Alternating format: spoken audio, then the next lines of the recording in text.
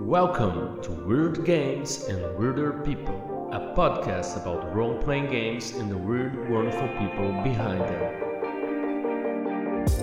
Hello, wonderful weirdos. Welcome to Weird Games and Weirder People. My name is Diogo Nogueira, and today I have a special guest for you. I'm talking about Scott McDonald. He's the creator of Wasteland Degenerates, a Mörk Borg, cyborg supplement of weird post-apocalyptic car mayhem inspired by, Mad Max, post-apocalyptic RPGs like Game World and so many other things. But before I get into that, before I get to talk about Scott McDonald, I'd like to remind you to please subscribe to the show wherever you listen to your podcasts. Leave us a review, tell people what you think about the show, what is good, what is bad, and support the show by sharing it on social media, sharing it with your group, with your GM, with your favorite designers, and your neighbors, I don't know. And if you have any coins left from Life Adventure, you can support the show by paying us a coffee at ko-fi.com/WGNWP or buying one of my games. There's links on the show notes, or go on Drive to RPG through the links in our show notes. Anything you buy will give us something to keep the show running. And I'd like to remind you that I've been nominated for an award on the Crit Awards. You can go on their webpage, there is a link on the show notes too, and vote for me or for anybody else for best podcast host and many other categories of indie RPG creators and producers and people that make this scene and this hub happen. So go there, check it out, vote for your favorite creators. But getting back to Scott McDonald, we talked about bugs, our love for bugs,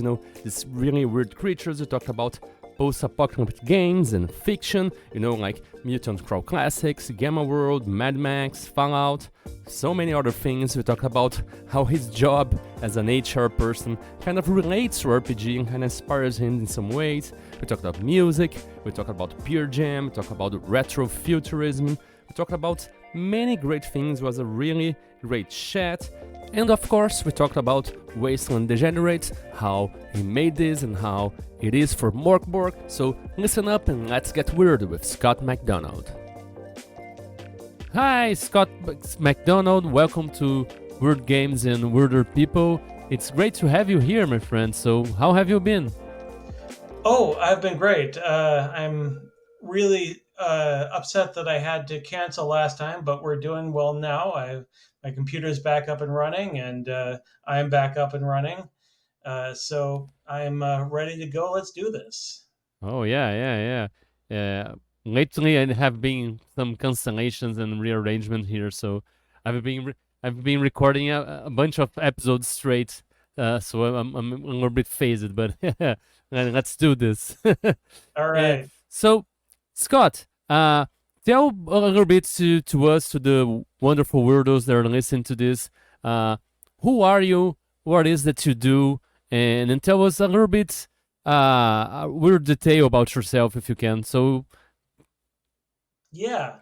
I've been weird pretty much all my life. I grew up in small towns in Wisconsin, and I never really Wisconsin being in the United States. Just in case we have people here who don't know where Wisconsin is, it's right in the middle somewhere. yeah. Right above Chicago, right? Yeah, it's north of Chicago. Yeah, it's a suburb of Chicago. Yeah, believe me, I play with that a little bit in my game. I'll tell you more about that later. Yeah, I never really felt like I fit in with people in Wisconsin. There's a lot of hunting, a lot of fishing, a lot of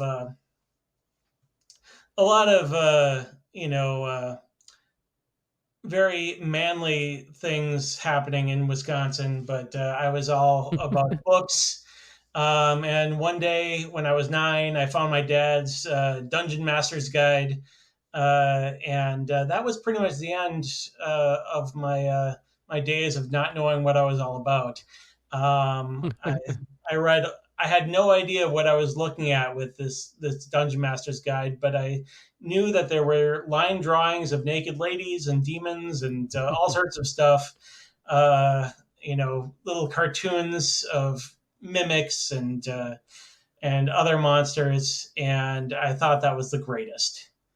Yeah. So I was hooked early on, and my dad apologized to me for giving me his Dungeon Master's Guide and his D&D stuff. Um, Why? I think he thought that it made me awkward or something. But I told him later in life that that it helped me find who I am in a culture that didn't really seem to understand me very well. And did your father play, or does He he still did. play? Or He played a little bit, in the late '70s, early '80s, but he quickly fell off of it. Both my parents played a little bit, but they were fair weather gamers, whereas I was a hardcore convert.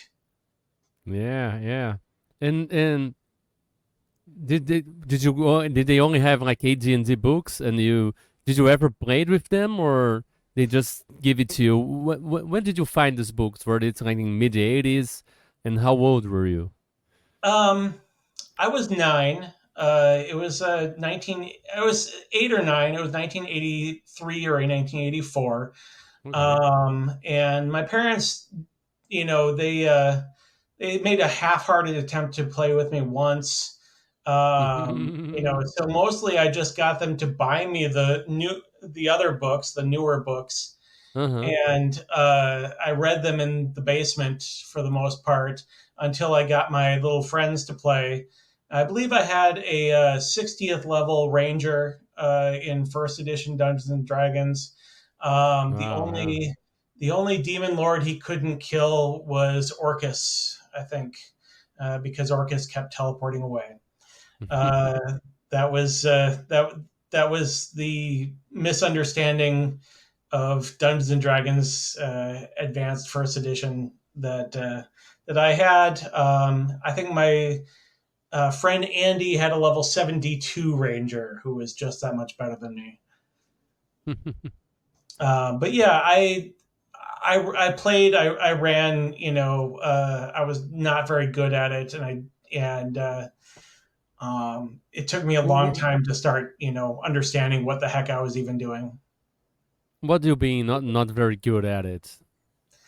I mean, I could roll the dice. I just couldn't tell you, what it meant on the THACO table. Um, Mm. Yeah, you I were just having fun as a kid, oh you yeah, know. yeah. I think a lot of people begin that way. I remember when I began playing, it was like the D&D challenger set, like the black box with the red dragon, Mm-hmm. and I didn't know red frontails, and for me, like halflings were half elves and half dwarves, so they have Okay. like powers from both, and they were awesome, you know. It's like awesome. Halflings are awesome, yeah. So I Yeah, think a lot of people begins with this little misunderstanding, especially if they don't have someone experienced, really teaching them. They're learning as kids through a book that's more written for adults, right?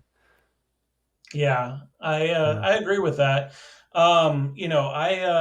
I It's was part of the fun too, in a I way, was right? self-learned, self-taught on Yeah. so much of this, and I think that it took me many years to kind of come into my own as being somebody who can run games and play games and be a good participant with other players. Yeah. For another example, I also got into Car Wars, and Car Wars you can't play that game. Period. The end. You can't play that game because it takes an hour to play 1 second worth of vehicle combat. But what I could do is spend hours and hours building cool vans in my parents' basement, and drawing up how much they would cost, and and how much cargo space they would have, and what guns they had, and that was enough, to spark my curiosity. Yeah, yeah. And have you seen the new Car Wars? People are saying very good things about the new ones, and I I sure would haven't like to try. Yeah, I haven't played it. Skipping in ahead years. here, Yeah. the whole Wasteland Degenerates thing, uh, is kind of my modern attempt to recapture my feeling Oh, with nice. about Car Wars. And so, like I made it so that I could still spend time and create a cool hot rod, using the rules in my new game, and not and get some of that feeling back. I haven't tried the new Steve Jackson Car Wars. Um, I may pick it up at some point if I have a whim to do so and Yeah. spare money to do so, which Yeah. I It's not don't. cheap. Yeah. Yeah. I don't too. Yeah.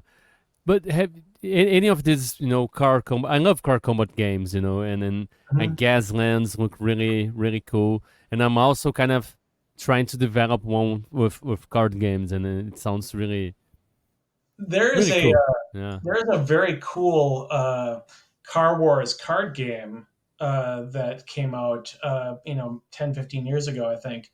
No, Uh, my and idea is actually use the cards as the cards. It's basically Car Wars, but yeah, you just use cards. It's like a portable car combat game instead of mechanics with cards. yeah, that's great.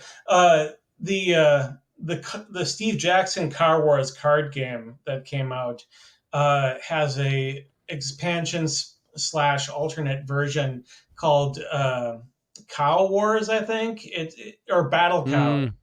It uses the exact same mechanics, but instead of cars, you have moo cows that have guns strapped to them, which is hilarious and also very Yeah. dumb. Uh, Scott, the name of the podcast is Weird Games and Weirder People, and we focus on the weird, but Sure. we have a very, positive way of looking at it. Like not in the like the catchphrase would be "Weird's the new wonderful," and we celebrate it in a way. So would like to ask you to try to define what is weird for you, and say if you try to seek it out in the way you do your work in your life, or you try to avoid it. What's your relationship with the weird? Sure. You know, that's a very interesting question because I my stepfather, my parents divorced when I was like 7 or so, and my mom remarried, and my stepfather was a English professor, um, and he was a science fiction and fantasy book reviewer. So uh, all these publishers would send him free books and hope that he would review them as an example of his prevalence in the science fiction fantasy book review culture. George R. R. Martin sent him a copy of Game of Thrones, a hardcover copy signed, to thank him for the book cover quote for the paperback of Game of Thrones. Uh, so we had, because they kept sending him all these sci-fi and fantasy books, we had shelves and shelves and shelves of sci-fi fantasy, and I had so much weird fiction to read growing up that it permanently altered my brain chemistry. Um, and growing up and even as an adult, my stepfather would give me, sci-fi books that he thought I would like, and and that rubbed off on me, in very very important ways to my modern life. So I have a hard time uh, engaging with things that aren't weird. I don't watch. I don't watch TV shows or movies that don't have some sort of fantastic element.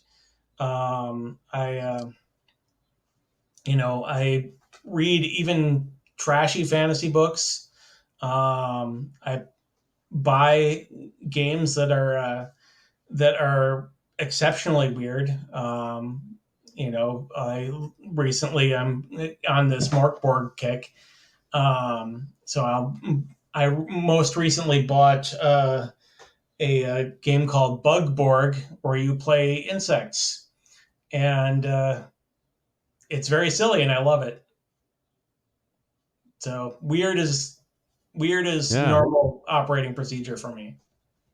Nice. And what about in in life in general? Do you go out seeking like weird experiences? Like you go to maybe weird places that people talk there that maybe it's haunted, or do you try different things? Like do you go explore new experience, go eat strange food, or go I don't know, do travel to different places, or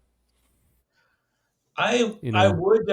I would get I would get more weird food, but I my dad is allergic to shellfish, and I have never touched seafood in a extensive capacity because I am afraid of having an allergic reaction, as he Wow. did. Yeah, I like weird stuff, but I'm kind of a coward when it comes to food. I will stick with Yeah, I'll stick with a burrito. Uh, yeah.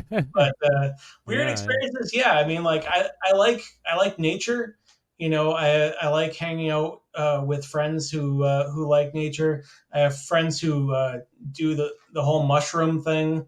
Where they go out finding mushrooms, Outdoors, and I won't eat them, but I can appreciate that they found all these cool weird mushrooms. And I like science facts. I like weird bugs. I made a friend recently who is an entomologist, so we talk bugs on occasion. Um, and yeah, I like the nice. fantastic and the strange, even if it is even though if it Natural. is the natural world. Yeah. The natural world can be really, really completely weird, Oh because yeah. our reality is it's so distant from it, right?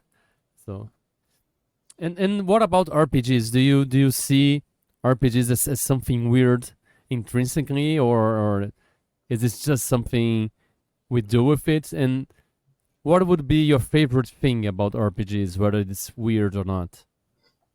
Well, I as I said, I used to play Dungeons and Dragons, when I was young. Uh, but my parents got me the third edition of Gamma World, when I was about 12. And Gamma World is very weird. The late great James M. Ward, he created a universe full of mutants and plant monsters and uh, weird technology and moon bases and you know evil chickens and and that really just caught my imagination as a kid. But nobody played uh, Gamma World when I Hmm. was young. Even fewer than played D&D in my town. So that's something that was stewing at the back of my head for a long time, and is one of my key formative experiences for having weird role playing games. Now, I recently played Mutant Crawl Classics, which Mm-hmm. is a spiritual successor to the old Gamma World stuff, and I was very happy about that. As I said, I have been on a Mörk Borg kick, and those Mörk Borg games are super weird. I just got my copy of Corp Borg today, which is the you know the office building, Mm-hmm. the satanic office building version of Mörk Borg, and it's pretty weird. Um, but all of these fueled my desire to have a bizarre apocalyptic role playing game, which is what I am ending up to creating now. Yeah, Um, with Wasteland Degenerates, right? yes, correct. Yeah. Um, go And on. and talking a little bit about Wasteland Degenerates, uh, how did you come up? What was your main source of inspirations for this, and what would be maybe the weirdest one that you Well, inserted there? yeah, no, that's a super fair question. Um, I think that we've already discussed a fair number of them. Yeah, Car Wars, right? Star Wars, for one, Gamma World is another of the key inspirations, and the third major inspiration is Mad Max. The world that George Miller created. You know, it doesn't make very much sense. The most recent movie, describes the Earth as 45 years after the apocalypse, but Max is still 35 years old. It doesn't make any sense, but it's cool, and it's neat, and they're badass cars, and so that's the third major inspiration. And the thing that ties together my inspirations of Car Wars, Mad Max, and Gamma World is really the kind of wry humor and references of Fallout 2. I don't know if you've ever played the Fallout games, but Fallout 2, um, you'll just be walking through the wasteland and you'll find a reference to Hitchhiker's Guide to the Galaxy, just out of the blue. And they won't say, "Hey, look, this is Hitchhiker's Guide to the Galaxy." Mm-hmm. You just have to, say, "Oh, there's a whale, and then there's a potted plant," and that is the reference right there. So I do a lot of kind of puns, subtle puns that you have to think about for a second. Um, you know, Based on a lot of it comes from my favorite apocalyptic fiction or science fiction. Mm-hmm. Um, One of the big jokes in there is that one of the major factions is the postalists, and the postalists are a religion that are based around the United States Post Office, and and for anyone who has read a lot of apocalyptic fiction, they will, or seen a Kevin Costner movie, they will know that the Postman is a post-apocalyptic story, um, and it's the movie is not very good, but the book is excellent, and I'm kind of making a joke about how in the movie they put their faith in the old symbols of the United States, whereas in the book they say that you cannot have faith in symbols. You have to put hard work and sacrifice ahead of anything. So that sort of thing, like I'm making a joke that the religion of postal workers is kind of a silly thing, but it is a reference, and it's a weird thing that I Yeah, want to do. Yeah, it's a kind of homage, right? That you're doing yeah. to the There's things you love, and lots of homages. yeah, People might say that it's derivative or it's plagiaristic, but I feel like when you throw everything in all at the same time, it nobody knows what exactly I'm plagiarizing. yeah, yeah. It's like plagiarism is when you steal from one person, but originality is when you steal from 10, That's not everybody. 20, and yeah, yeah. And we can help to always insert something for ourselves too. So even if we're trying to copy something, we will inevitably fail to do so and come up with something of our own, right? Yeah, and this is full of me. This is not, something Yeah. that I just, copy and pasted. It's it is me. It's got my wry humor. It's got stuff that I think is weird. One of the adventures that I've written involves an evil goat that keeps chasing you, and it's based on an urban legend from Chicago. I told you we would come back to Chicago. Um, about a goat that was denied entry to a sports stadium to watch a baseball game, and the owner of the goat cursed the uh, the sports team, and this is the sort of thing that inspires me. It's like a goat curse on a baseball team. Yeah, yeah. And talking about inspiration, I want to ask you if you identify maybe any particular area of inspiration. I know that as creators, as designers, we're always drawing inspiration from all experiences we have, right? Uh, but are those sorts of inspirations like Mad Max, Fallout, and are they connected in some way to a particular period of time of your life, or maybe an aspect of culture, or it's really about your experience as a kid being immersed in these weird fictional worlds that really transformed you, or do you think there is something else there that you always come back to as well? Yeah, I mean, this entire thing is kind of is based on my formative experiences in the 80s. The aesthetic of Wasteland Degenerates uh, is very much retro futuristic 1980s. If Fallout was is retro futuristic, based on the 50s and early 60s, this is more leather jackets and mohawks, and it's a future that Mm-hmm. was inspired by my experiences in the 1980s. And when you think about it, the 1980s were very, very weird. They had neon colors everywhere. They had bizarre fashion, very tall hair, and people actually wore leg warmers in public as if it were just normal. Um,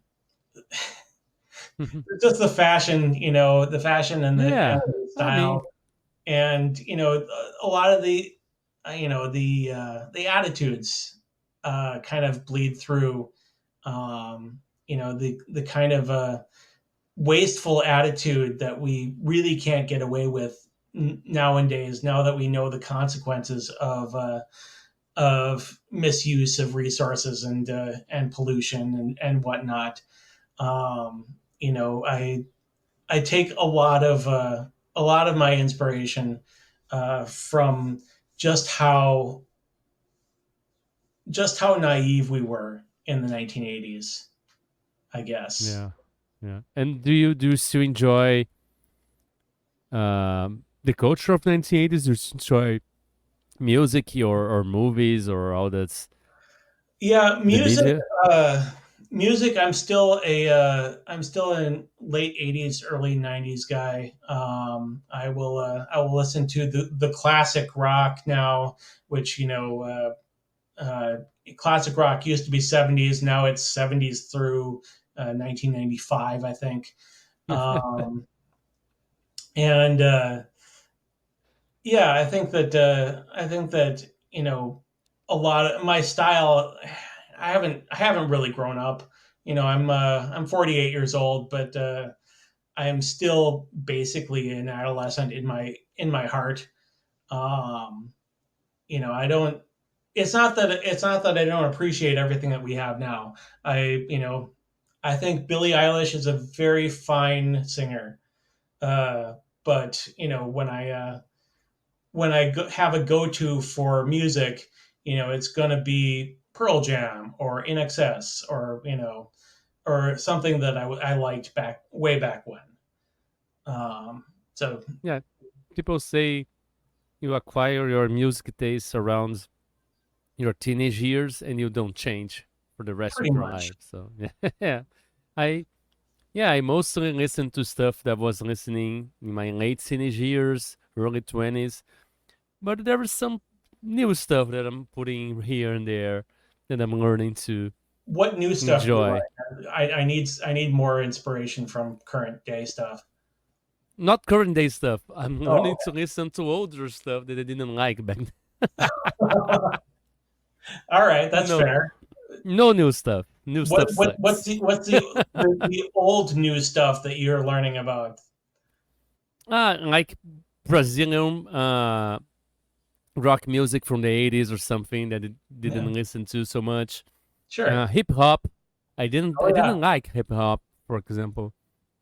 Oh, I listened to Yeah. Yo MTV Raps when I was in high school, and to this day, I will rock out to some Run DMC. Um, so yes, I Yeah. am an embarrassingly white guy who likes some old school rap. Yeah, I'm learning to because I used it to basically listen to the Ramones and everything that Sure, sounded like the Ramones, there you go. and, No, and that's that was good enough for me for a long while, and it's still kind of my favorite thing, like yeah. I this mean, very innocent punk punk rock. punk is a huge inspiration for my artist, Matthew Mislinski. So a very large amount of the art in my book is based on punk aesthetics. Yeah, Mohawks, leather jackets, um, treat anarchy shorts. symbols, That's the all we whole need. the whole Treat deal. shorts. Yeah, and talking about how you create, talking about process, do you have anything that's maybe resemble a creative ritual, something that you do before sit down to work to help you get you into the moods and get into the maybe flow when start writing or doing Yeah. what you do? Normally, I can't write on an empty stomach. I can't write when I'm not caffeinated. Um, and I can't write unless I've been like watching TV for at least a half an hour, because Wow. that kind of gets my brain, flowing into different areas. So what I will often do is I will make a bagel with cream cheese. I will pop some popcorn, and I will watch a couple episodes of whatever sci-fi show that I've been watching, and once I'm done with that, I will I've eaten all the popcorn, I've eaten the bagel, I've drunk some caffeine. I will go and I will sit down and get into the zone, uh, and write something ultra weird that I thought of while I was watching the TV show, most likely. So you always do this? Do this with any regularity, or how does that work? In day to day life. I think that when I'm at work, I have an office job, but I work from home most of the time. What do you So do, if you don't mind asking? I'm I am in the civil service. I can't really explain where in the civil service, due to Sure, regulations. sure, Uh, sure. Yeah. I am not an FBI agent or a spy of any sort. Um, I'm in human resources. Okay. So but what I do at work is actually kind of relevant here. because what I do is called classification, and job classification is when you create the job descriptions that that employees get hired to. And to do this, I basically have to add up, their knowledge level, their level of supervision, their if they write guidelines or SOPs, who they have to interact with. If they deal with Congress, then they have more Mm-hmm. points than if they sit in a cubicle and don't talk to anybody all day. And based on the number of points they get from all these different categories, I can tell you how much they get paid. I can tell you if they can be part of the union. I can tell you. I can tell you if they can. If they can get overtime. And basically, every time I make a job like this, it's like creating a character in an RPG. I have created their level. Like they're graded on a level of between 1 and 15, and and they're I can tell if they're the party leader. I can tell you if they can carry a weapon. Um, you know the whole deal. So Yeah, yeah. it's and sometimes I will get a really strange job description to write. One time somebody wanted me to write a job for people who would teach uh, lock picking and various kinds of tradecraft. And I was like, well, I'm not sure there's a federal job description that teaches lock picking, but I can do what I can. Come up with something. Yeah, yeah. It's like making character classes so people Yeah, can choose. Yeah. and in some cases, I even create their level ups because over the course of a year, if you gain enough experience and proficiency, you can go up to the next level Mm-hmm. of your position, and it's pretty much your level up chart. Yeah. Um, And do so you think? sometimes that makes me inspired to do actual RPG development. Yeah, that was I was gonna ask that if there is anything that maybe you learned through your day job, your office job, that you managed to apply that skill that you learned in making games, in making your RPG. Yeah, I think most of my skill at making an RPG comes from just years of game mastering and knowing what works and what doesn't work.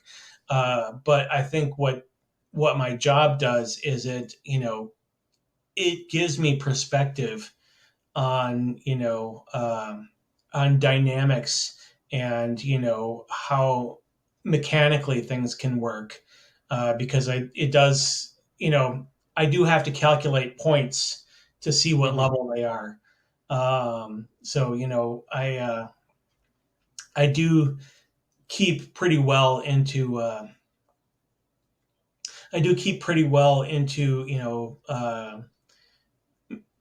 having an idea of the themes of the character class or job description and sticking to those themes throughout the document. And when I'm working on the RPG, that helps me focus on if I'm writing a character class in the RPG, I'm like, okay, let's not get too sprawling. Let's keep the job duties tight. Mm-hmm. Sorry, my cat is annoying That's thing. so good. One Yeah. moment. Sure, sure, sure. Anyways, so Yeah. yeah, I mean, it's uh, it's a good fit for me. I have an English degree, Mm-hmm. so I really like messing with language and and making sure that we stay in themes and staying consistent, to the mission, so to speak, of whatever document I'm writing, whether that's a job description or an RPG adventure. Nice, nice. And we talked about the inspirations, for work, usually media, But now I wanted to ask you maybe if there's another creator, whether they are writer, game designer, or illustrator, filmmaker, or whatever, other creator that maybe inspires you in the way they do their work, in the way they approach their craft, in the way they talk about art, maybe that made you inspired you, made you rethink the way you do your work, or maybe you try to model the way they do their work and you learned something from them. Is there Yeah, anything like this for you?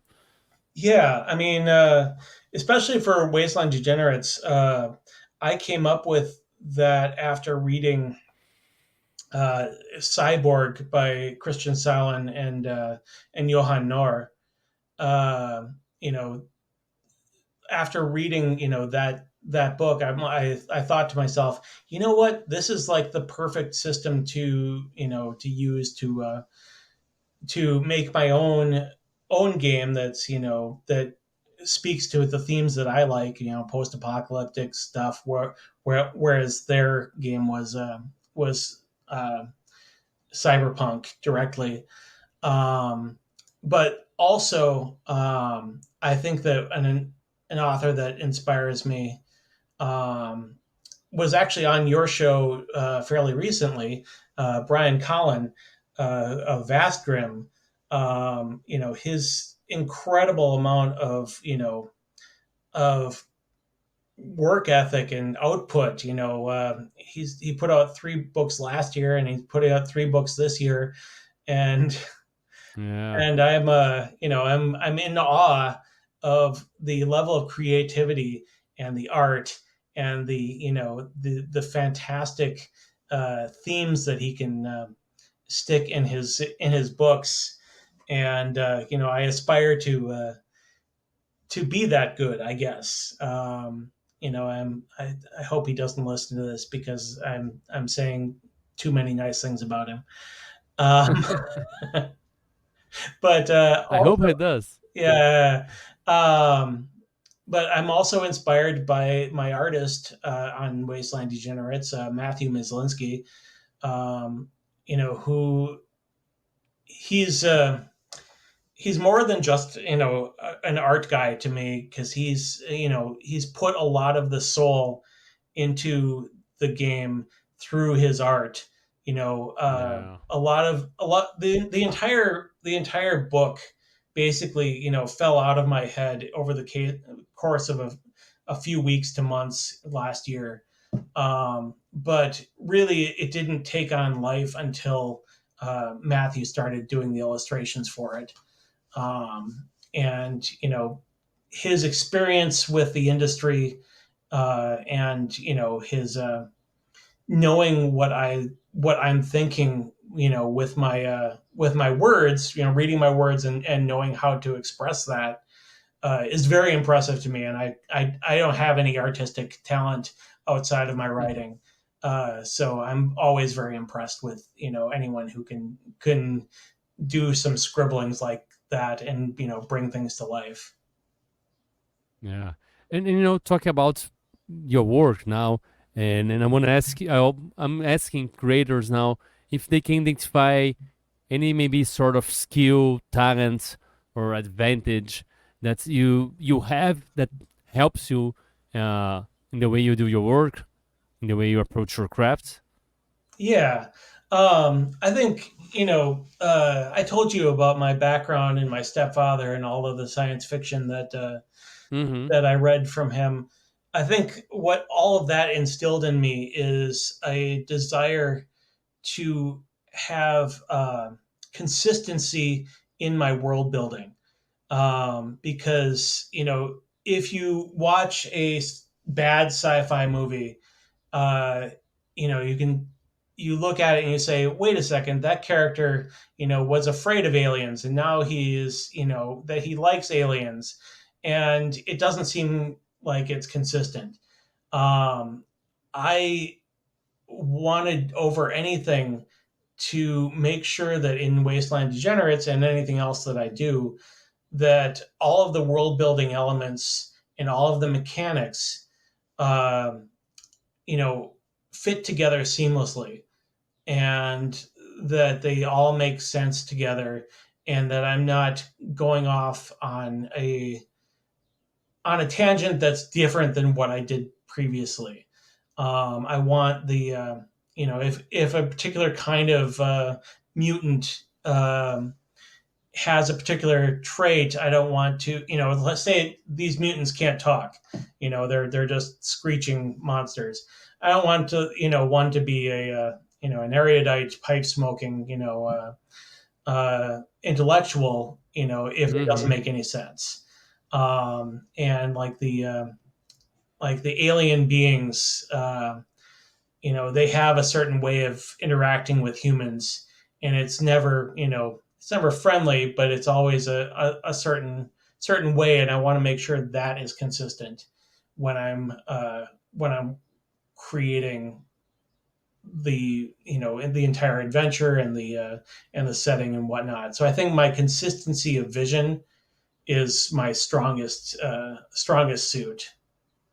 And you managed to remember this just by memory, or do you have Uh, like a series Bible or like a Bible for your world when you take notes of all of this to keep consistent through all your work, or I have an do you have any? uncanny memory for useless garbage that goes into these games. Yeah. I I have players for a Mörk Borg game, and we can go a month without playing sometimes. And when they sit down at the table, they were like, "I have no idea what was going on," and I will, without notes, I will explain to them everything that had happened to them up until the point where we left off last time. Wow. So I am very good at remembering these useless things, um, that please me. If it makes me happy, you know, Yeah, of course. Yeah. it's easy for me to remember. And so the series Yeah. Bible is pretty much in my head, Wow. um, Yeah. or on the paper. Sometimes I will, page through what I've already written to find, okay, that's what I said the alien turbocharger did. Uh, so when I go and I put that in the adventure at the back of the book, it will be consistent with what I wrote before. Yeah. That's great. And now on the other hand, do you think do you have anything that you would like to be better at, or do you think you have to work on anything you feel it's like a disadvantage for you that you try to compensate in any way? It's boring to say this, but I I think that the things that I'm bad at are the things that are essential for getting a business off the ground.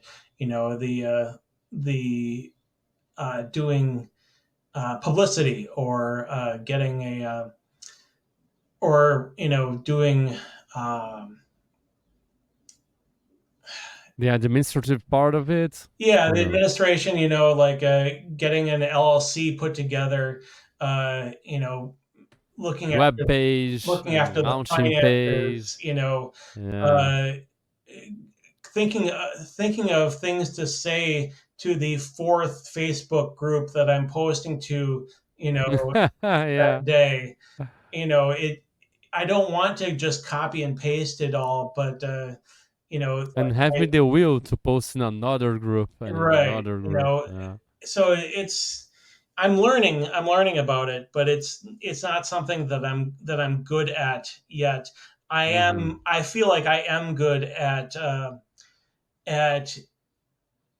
talking to fans, and I am good at the actual, role playing game elements of it, but I'm bad at, judging the business aspects. The And business side, yeah. yeah, so that's it. That stuff isn't weird to me.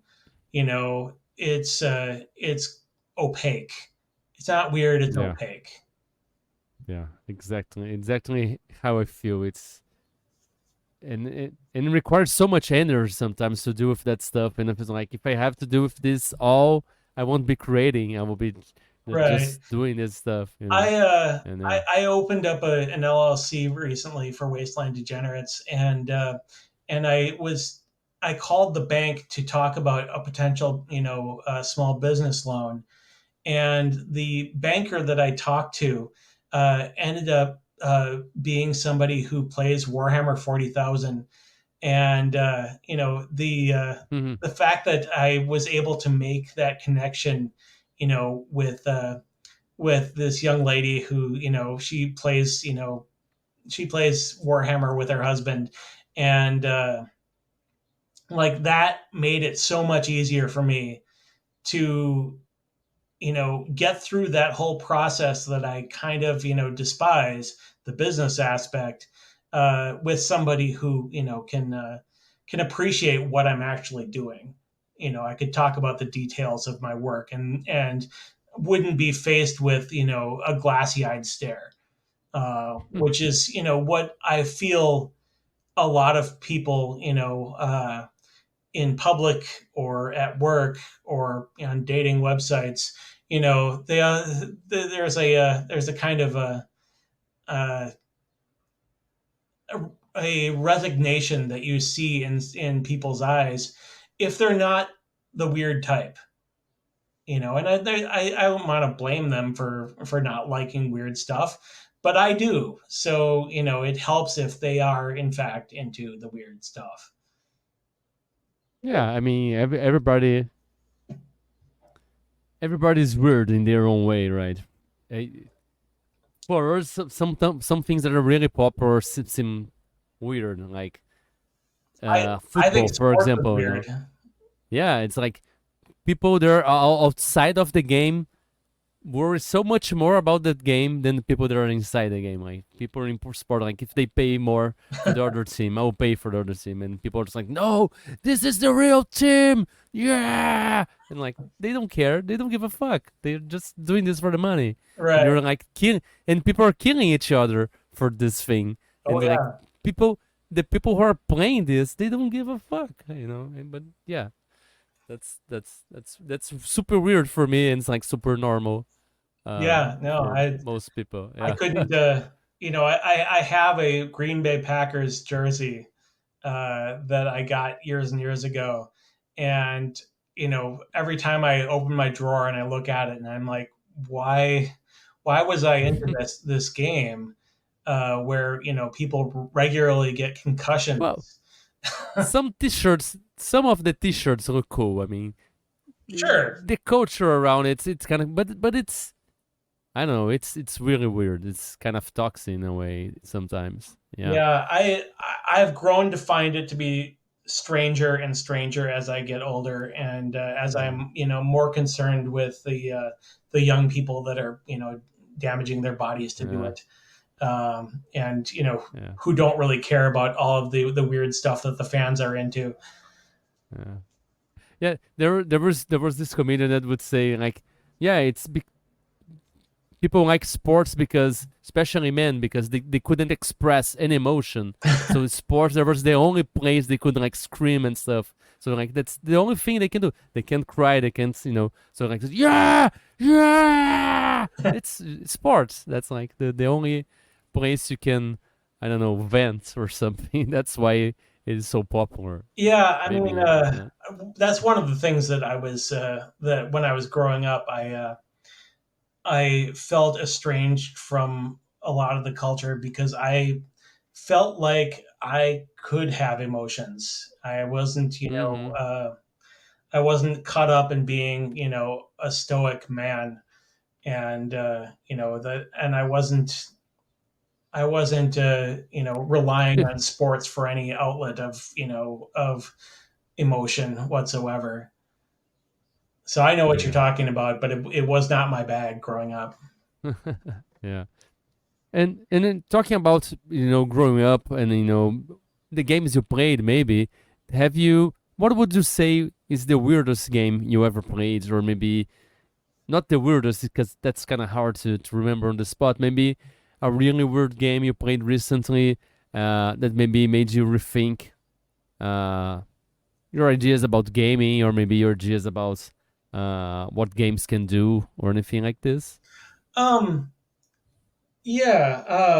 Actually, And by the way, that can be role playing games, video games, yeah, yeah, board yeah. games, any kind of game.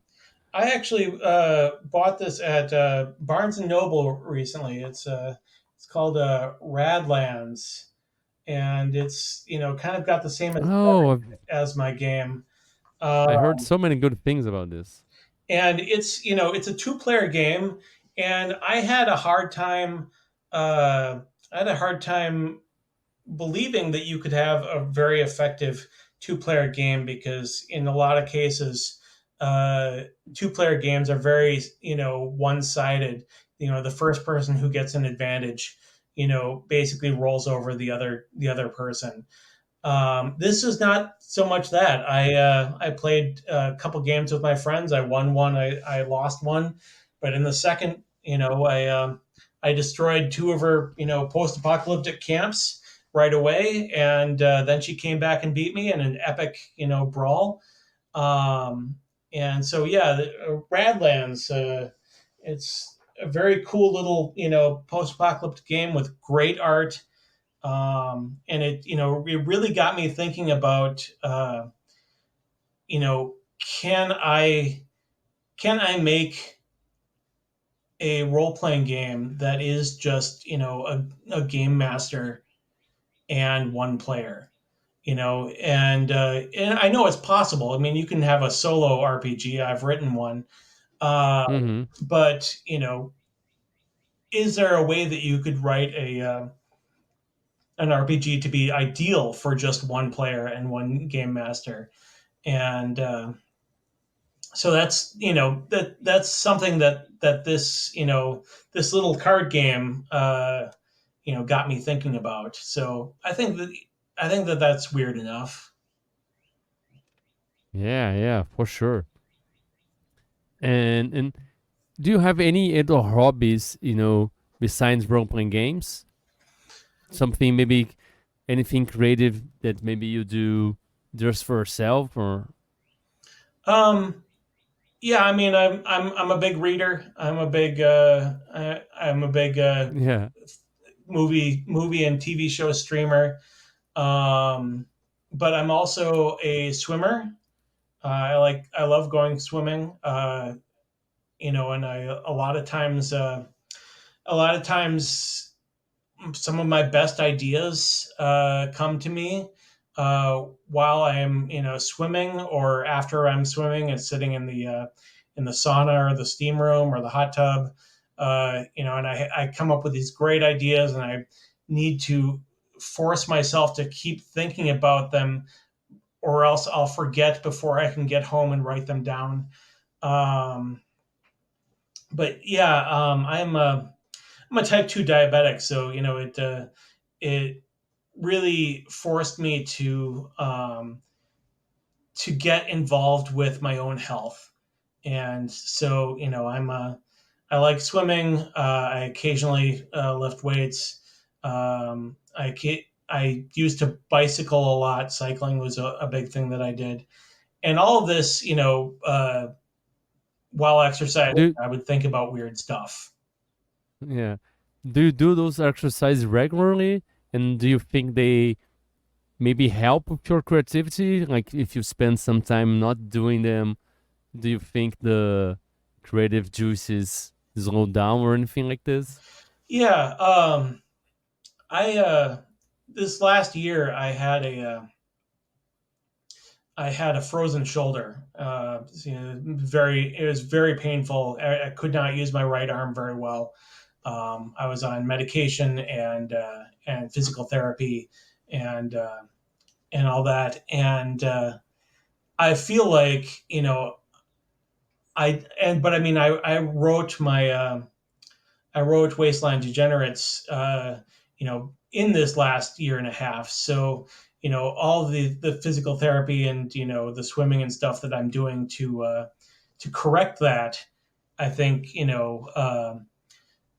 gave me the time to think about what I was doing with my own game. So I think that it does improve my creativity, to focus on my own health and to make sure that I'm not, just kind of wasting away, doing nothing. Yeah, for sure. And we have to take care of ourselves, so we can, do our things better. Sometimes we spend so much time thinking we just have to work and do the creative part and write, and we neglect other parts of our character shit, and we just focus on that thing, and yeah, we'll fail like a panic save someday if we Yeah, just no, focus on it. Yeah. I I asked my doctor, why I had failed that particular fortitude save to get the frozen shoulder, and they said, "Oh, it just happens sometimes when you're diabetic." And I'm like, "Okay, well, I obviously rolled that off of a random ailment chart." Uh, Yeah. but yeah, it's interesting to combine fitness stuff with creativity stuff. But it's actually helped me talking to people at the gym. You know, I I ran into a guy in the sauna at one point who was a professional fighter, and he was sitting in the Wow. sauna, sweating away 10 pounds so that he could make his weight class at the Ultimate Fighting champion or Ultimate Fighting event that he was going to be attending. And I said, "Is that safe to sweat away 10 pounds?" And he's like, "Fuck no, none of this is safe. We're beating the crap out of each other." Uh, and just hearing him talk like that, made me, very. It kind of got my juices flowing. I'm like, okay, so here is a definitely a character that I can put into my RPG. This very nonchalant fighter who is unconcerned for his own well-being. I thought that was great, and you meet people a lot at the gym, and Yeah. they're all unique people. Um, And they can be a inspiration to, exactly. and love. You Yeah. can find People watching, it's inspiration great. everywhere, and like you said, everybody's a little bit weird. Uh, Yeah. there was a gentleman that was I walked out of the steam room and I went to the hot tub, and he's like, "What are you doing? You need to shower off before you get in the hot tub." And I was like, "Really? We're okay. I will do that." But I didn't see that rule. And he's like, "Yeah, you probably sweat a lot in that steam room." And I thought about telling him that when you're in a hot tub, you also sweat. Yeah. There's a Yeah, I thought it was impolite Yeah. to do that. Yeah. But those sort of little funny little interactions Yeah. uh, get the juices flowing, and And make you. and there's a little bit of wisdom there too, because you realize that you could correct him and create a little bit of friction there, but you can, like, yeah, It didn't cost you me wouldn't waste, it wouldn't cost you anything to just, take a cold, shower a little bit and go there and do the thing, and then Yeah, I mean, you and it made you him keep happy. going. Yeah, and yeah, that's a good way of thinking and stuff, because sometimes we can get really stuck in, no, that's the right thing, and we create so many conflicts over nothing. Well, And that actually follows through to like I talked about doing publicity for the game, and talking to people on the internet, and a lot of times people will be not entirely complimentary on something about the game that they've seen, Mm-hmm. that I'm sharing. Uh, but I mean, that's not a challenge that I'm offended by. That's an opportunity to engage the person and find out what their real concern is, and see.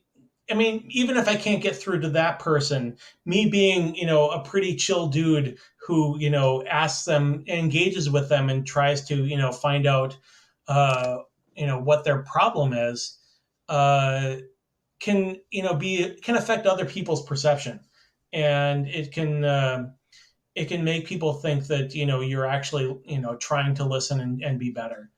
And I think that that's an important thing to get across to people, that you're not full of yourself. You're not so conceited that Yeah. everything that you do has to be perfect.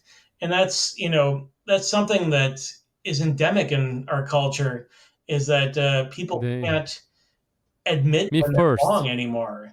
Yeah. Yeah.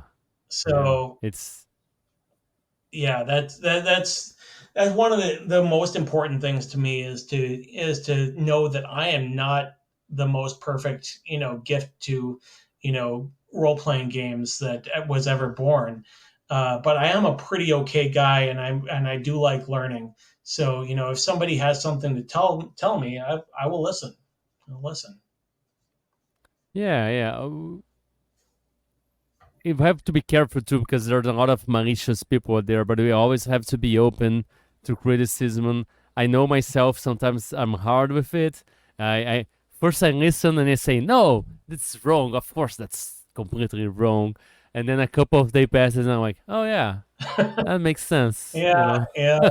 yeah. Maybe I shouldn't have reacted like that. Yeah, yeah. No, but that's why I avoid reacting too. Like people say something like, I just walk away and I just think about it. Yeah, I should. Yeah, I should. Now I should say something, because I know now I know that my first reaction is gonna be always to reject something, Hmm. and then I'll ruminate on it for a while. Not necessarily a couple of days, but I mean sometimes a couple of hours or something, and then I'll come back. Oh yeah, that makes sense. For yeah, not maybe not exactly that for their pointing, but something in there.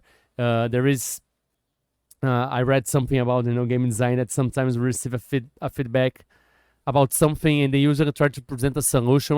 Oh, this is wrong. You should do this. But usually the solution they're giving you is usually wrong. But sometimes the diagnostic there is something there. Like they identify something that There's you a maybe need kernel. to work with. There's a kernel of something that doesn't work in what they were Yeah, reading, and their yeah, solution may not have been correct, but that can get you yeah. thinking in the right Yes, direction. that's the thing. That's the thing. They present, oh, you should do this. They're saying, okay, yeah, I'll take a look at it. And you look at the problem. Oh, yeah, there was really this problem and this solution. That's what you'll find, and that's a good way of looking for things. And maybe the wonderful readers listening to this will try to see that way too. Like look at this those suggestion of solutions and say, okay, I'll not take it, but I'll look into the problem and see like the reason why they think this should be done. Right? Yeah, It's this is why I have a couple of trusted people that will read my stuff, and yeah. point out anything that doesn't make sense. Like I had an entire character class in Wasteland Degenerates that was based on having a home base that they could return to and get more equipment. And like one of my friends read it and said, "Well, Scott, the lore behind this class is that their home base was destroyed. They lost access to it. But your game mechanics don't say that at all." And I looked at it and I'm like, oh dang, I should probably fix that, shouldn't I? And I actually came up with a much better system of special abilities for that class. That makes sense and is consistent with the lore background, and and I'm totally going to send my friend Amelia a free book when it gets published, uh, because her uh, careful reading and editing, kind of saved the day on that one. So I'm never think that I'm so good that I can't be edited. Yeah, yeah, that's true. And we're past 1 hour of the episode, and now I would like to maybe ask more personal questions Sure. about your life, about your beliefs. And I usually start by asking about if you have any sort of religion, spirituality, or maybe any kind of philosophy uh, that taught you something or helped you in any way that you see yourself uh, Yeah. drawing from it to face difficult times in your life? Yeah. I was raised I was raised with a couple of different Christian denominations. My mom was a Congregationalist, and my dad was a Episcopalian, and so like I went to both different kinds of churches, and my stepfather, who I've referenced, was Jewish. So I actually got a wide range of religious belief exposure, and I think what that did for me was it made me more accepting of religious beliefs. I personally am what I would describe as agnostic. I don't know what the truth is. I think that the truth is probably much weirder and more scientific than most religions would give credit for. Um, but I I don't know if there is a greater being out there. When I was younger, I would refer to the cosmic pool player, and that was basically whatever intelligence is might be out there might knock a electron into a proton and set off a chain reaction that would result in humanity, art, science, role-playing Hmm. games, like who knows you know what cosmic action was taken at a very very tiny level that may have had such enormous consequences for all of us. So I feel like I still believe in the cosmic pool player. Somebody who could make a very small change and have enormous consequences. Thousands or millions or billions of years later, and Wow. that helps me, to kind of feel like I have a place in the cosmos to that everything that I am is not only part of a cosmic plan, but it is also it doesn't change the fact that I have my individuality, I have my creativity, I am my own person, uh, but I'm also part of something greater. Hmm. But do you think all of us are these cosmic pool players? Every decision Oh we yeah, make. Yeah. no, So it's basically chaos, right? it Because is it is chaos. everybody's doing their own thing. Yeah. It is So chaos, but so what's the difference between this and nothing? no, that's a hard question, and I am not a Yeah. philosopher, so Yeah. I couldn't necessarily tell you. But this is what I came up with as a teenager, Yeah. and I still kind of believe it. Um, Yeah. you know, I I believe in science. I believe in people. Um, Mm-hmm. I have faith in a lot of people to do the right thing. Um, a lot of people won't do the right thing, but I can't change that, Yeah, yeah, except to set a good example, maybe. yeah. But do you think those decisions are predetermined? We are always making those decisions every time, right? It's not like if we make one wrong, everything is gonna change. I mean, things might change, go wrong at any time with even if we do the right thing. Like Yeah, we don't know. Yeah, we things don't are know. beyond our control. Yeah. If like I feel like I can't do anything about global warming, or climate change, or nuclear war. Yeah. Uh, but I can make the you know make the world for the people who know me that much better. While we wait for Hmm. that whole situation to pan out. And have you ever felt any sign, anything that would confirm and make you more secure of this thing? Any kind of No. trans, this kind of experience, like Yeah, spiritual no. experience, or I, no? I think that being an agnostic is being secure in the fact that you will never know. You'll never know for sure. Uh, Mm-hmm. Mm-hmm. and that's okay. It's okay to not. Yeah. I mean, Yeah, of uh, course. like there's an old Jewish anecdote about a man who goes to the rabbi, and they say, Rabbi, how can you explain God if there are atheists? And the rabbi says, well, the fact that there are atheists that that do the right thing without the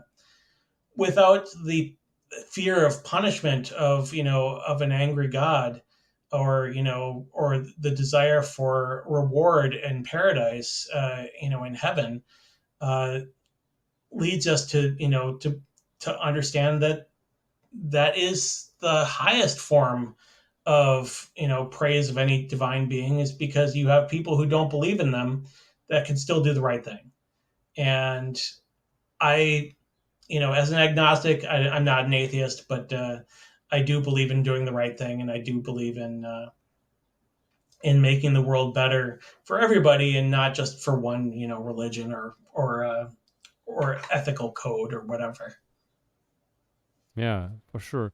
And asking now about other maybe weird experiences. Have you ever had any experience with out of body experiences, or maybe near death experiences, or any states of trance or deep meditation uh, that made you see life and you or the world through a different perspective anyway? I tried drugs in college, and it didn't. They didn't do anything for me. So I Psychedelics and stuff, mushrooms and LSD and it was stuff. mostly smokable things that I really shouldn't talk about as a federal employee. Um, Well, it was years ago, it right? was, You weren't a federal employee back then. Yeah, I jest, but yeah. the you know when I was a teenager, I felt a very strong connection to rainstorms, and I felt like I had, and whenever there was a thunderstorm, I would go outside and just let it rain over me, and that was about as close to an out of body experience as I ever had. Um, I didn't, I don't think that I've never seen aliens. I've never seen a, a divine being. I can pretty much I can pretty much know when I was dreaming. So Hmm. all those experiences when I was dreaming, uh, when I woke up, I was like, well, that was weird, but it wasn't real. Um, Do you dream a lot? Do you usually remember your I dreams? don't remember my dreams very much. When I do, they're usually just kind of weird and upsetting. So They haven't inspired you in any way, anytime. Like, no, I don't remember them long enough. Like I will okay, wake yeah. up, and I will, and I'm like, well, that was exceptionally strange, and I should definitely make a role playing game adventure out of that. But then it's gone. By the time I get to my caffeine, it's gone. It's gone. Yeah, yeah. Those things they say you have to have the notebook right by the bed and you wake up and start writing. Yeah, I have But I have a good friend who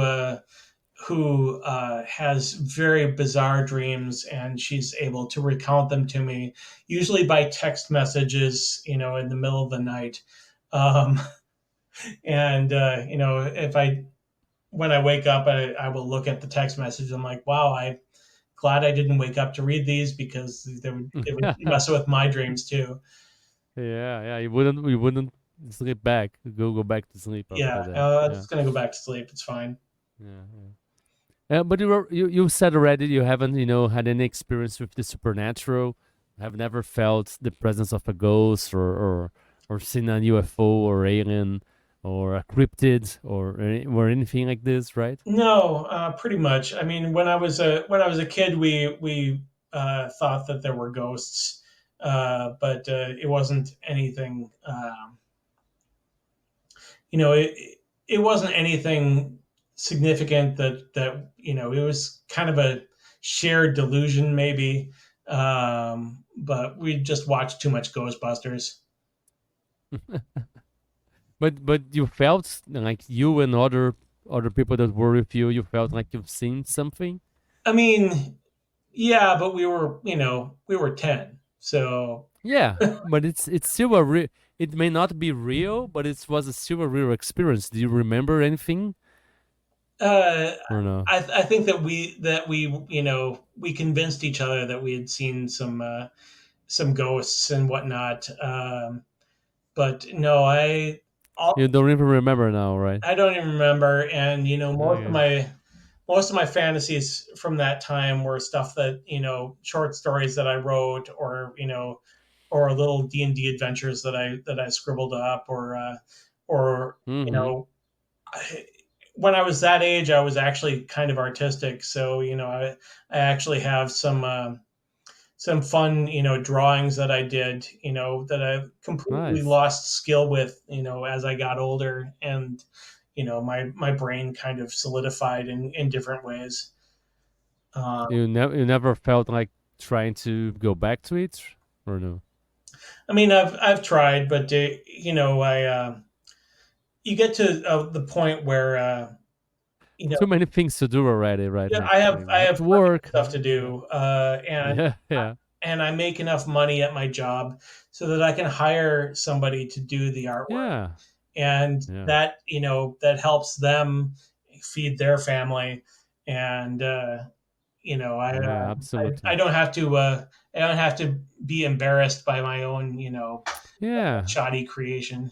and it's great to collaborate with others, right? You said yourself, your artist always inspires you too. So if you're doing everything yourself, it would be one less source of inspiration, like in maybe one less source of originality. Because if you're combining two minds, it's gonna be something uh, greater, right? It's being part of something greater too. Yeah, It's one of the things I like about this yeah, collaboration process.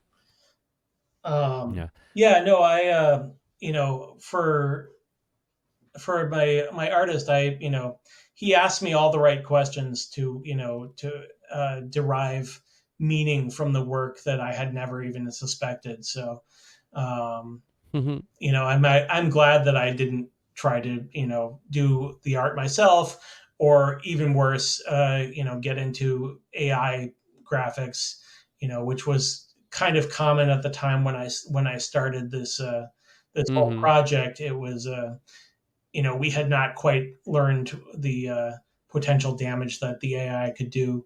And I will stop getting into controversial topics right now. we can. Oh, I've okay. discussed this many times over. But yeah, I don't know if you want to get into some some rant about AI or no, no. Well, Yeah. yeah, no, I think that AI is super neat and super important.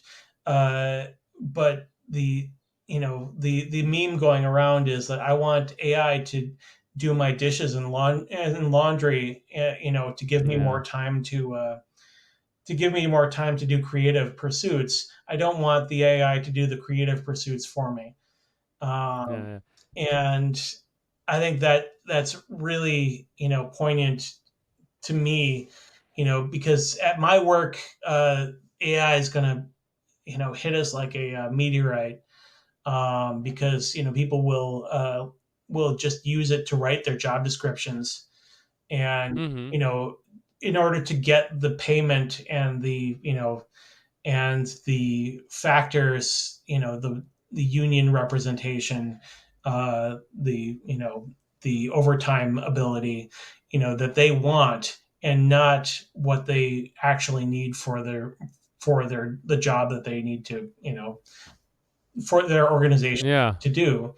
So, I think that AI is important, for a lot of reasons. A lot of it is like medical. You can use AI to find cancer in mammograms, for example, that will has a much higher rate of discovery of cancer cells, than just looking at it if you're not a trained radiologist. Um, and AI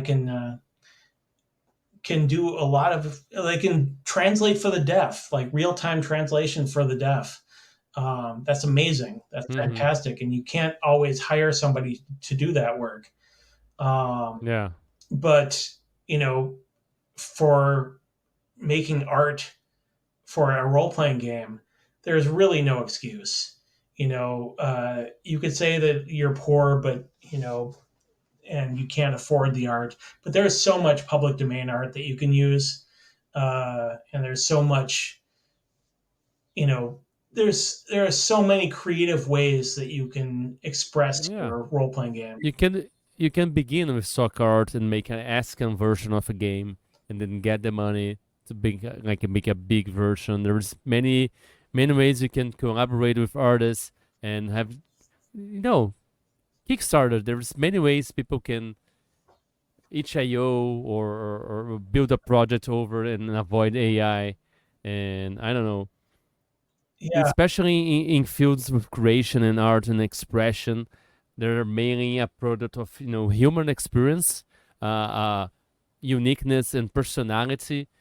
Putting AI to do that, it's not a person. They're like recycling experiences. It's false. It's empty. I yeah. don't know. I saw a backer kit campaign. I won't mention what it was, but it the campaign page was full of AI art, and Mm-hmm. and when confronted about it, the artist said, "Well, the campaign is to hire artists.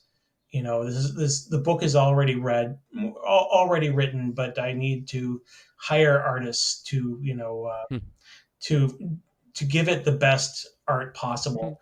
And It's a threat. Look, if you don't work for me, I'm gonna use all this AI art. It's right, like, and I said, well, that's the problem, is that an artist worth their salt will see that you're already using all this AI art, and they're not going to want to work with you.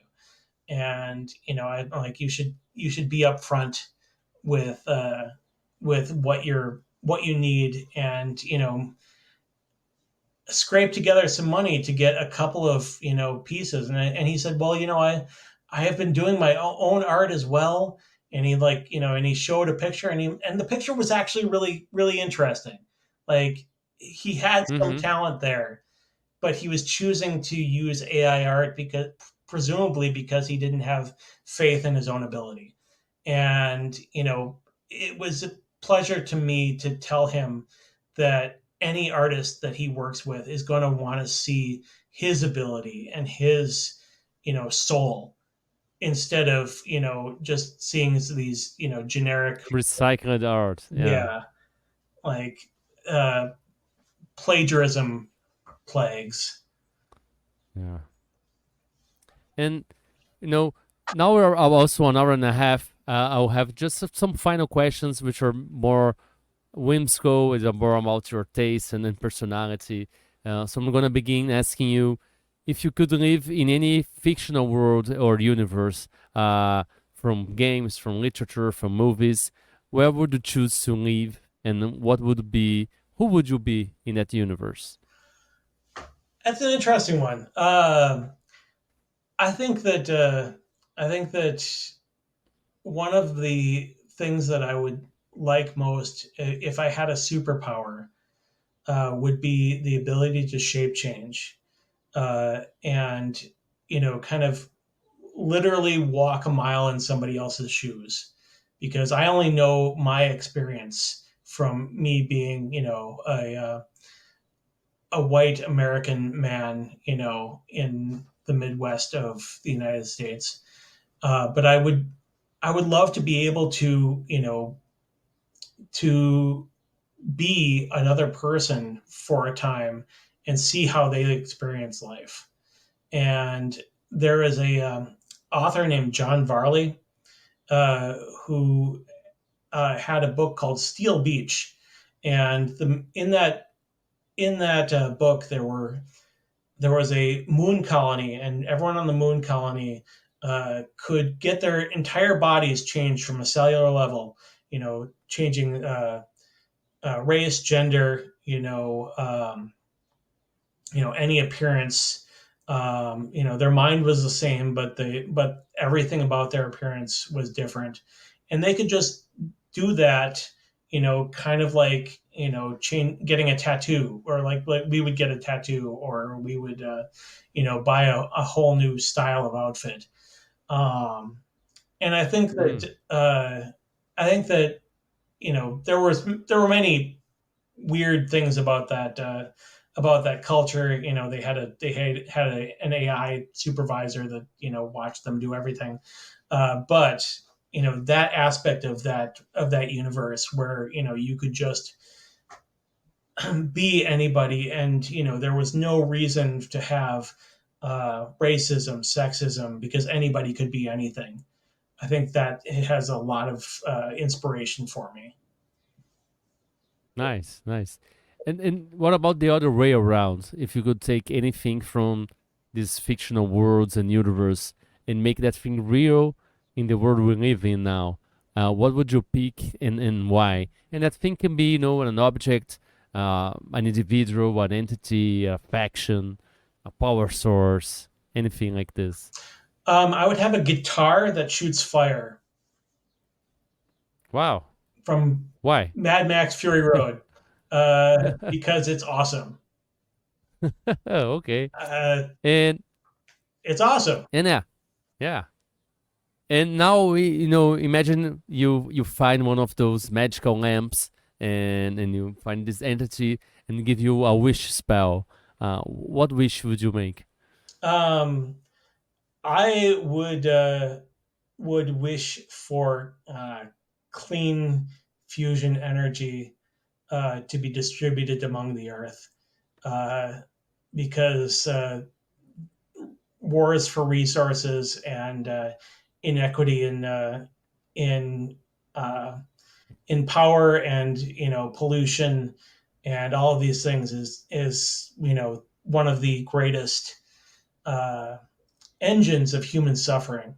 So I Right. think that if I had one wish, that wasn't for a guitar that shoots fire, um, I would Oh, I would wish for you know there to be plentiful, clean energy that that was available to everybody, and to try to make things better, for everybody. that makes sense. Yeah. And if you, well, what if you could have any superpower? What superpower would you choose to have, and what would be the first thing you would do with that? Um, I I think that I would. I mentioned shapeshifting, earlier from John Varley's Steel Beach. I Mm-hmm. think that I would instead choose to have Mystique's power from the X-Men, and just be anybody at any time without without needing to pay any money or hire a body artist or whatever. Um, and what would I do? Um, The first thing we do with that. well, I always say that I want to walk a mile in somebody's shoes. So I would go and steal your shoes and walk away with them, and you never catch me because you have no shoes. Yeah.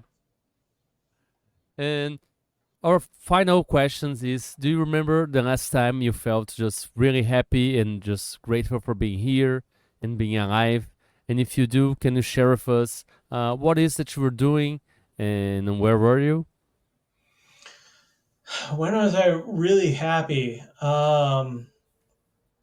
Like a moment of gratitude that you took in and said, "Yes, it's great that I'm here and this is happening," or Yeah, something like well, this. it was actually pretty recently. I actually wrote about gratitude on my itch.io page, because a YouTuber uh, called The Lone Adventurer had actually started running the solo game that I wrote, Enter the Dismal Armory. Mm. And I had been wondering why my downloads and purchases from itch had been skyrocketing. Wow. I've almost made $100 off of on itch.io now from people who decided to pay for my free product. Mm-hmm. And you know I found out, somebody told me that this YouTuber was playing my game. I didn't ask him to. I didn't know about it, but just the joy of seeing them having printed off the pages that I wrote and that Matthew laid out, uh, and rolling dice and making his audience happy. The last I checked, it had like 800 views, and that's not a lot for the big time YouTubers, but it's enormously pleasing to me to know that there's 800 people that watch somebody play my game, and that I just had an immense feeling of gratitude and happiness that somebody had Took told me. notice of it and yeah, and showed interest and showed others and shared their Yeah, interest with others. Yeah. I mean, it was fantastic. I was blown away, and I he said he was gonna. He died horribly. The adventure murdered him, but he said he was gonna play it again, and I was like, I could not ask for something better, than somebody to be horribly slaughtered by my adventure and then decide to play it again. And it's great, and he liked it so much to share with others, and you feel that connection, right? Yeah, it's amazing. Like a collaboration from afar, from across space and time, right? Yeah, it's Yeah. fantastic, and I think that's the best example that I can possibly give of my current lifestyle. Awesome. Scott, thank you so much for doing this and coming Oh here yeah, and share a little bit of your work, of your process, of the way you think or the way you do your craft. Do you have any last message for the wonderful weirdos out there before we go? yeah. I want you all to stay weird and to make sure that you cultivate the weirdness inside of you, because somebody out there will find it amazingly special. Just keep going. Just keep on trucking with the weird. I love it. Yeah, yeah. Thank you.